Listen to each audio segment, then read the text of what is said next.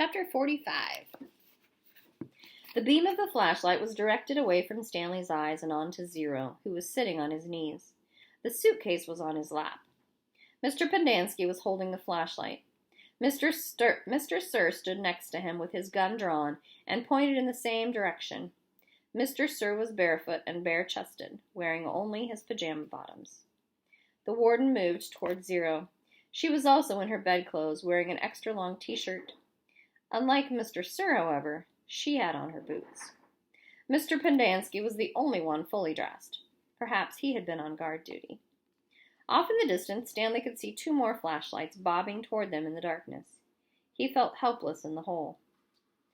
"You boys arrived just in the nick," the warden started to say. She stopped talking, and she stopped walking. Then she slowly backed away. A lizard had crawled up on top of the suitcase. Its big red eyes glowed in the beam of the flashlight. Its mouth was open, and Stanley could see its white tongue moving in and out between its black teeth. Zero sat as still as a statue. A second lizard crawled up over the side of the suitcase and stopped less than an inch away from Zero's little finger. Stanley was afraid to look, and afraid not to. He wondered if he should try to scramble out of the hole before the lizards turned on him, but he didn't want to cause any commotion. The second lizard crawled across Zero's fingers and halfway up his arms.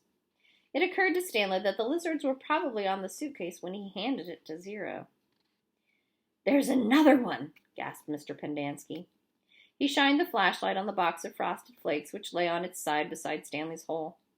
A lizard was crawling out of it. The light also illuminated Stanley's hole.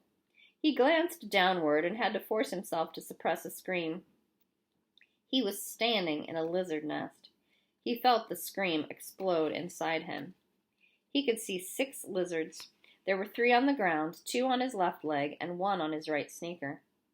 He tried to remain very still. Something was crawling up the back of his neck. 3 other counselors approached the area.